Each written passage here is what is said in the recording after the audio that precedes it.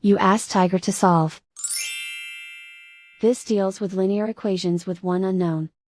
The final result is x equals 4/3. Let's solve it step by step.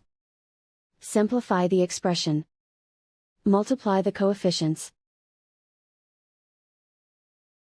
Simplify the arithmetic.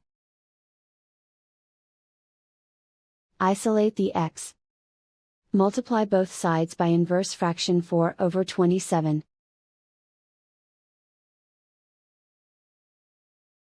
Group like terms. Multiply the coefficients.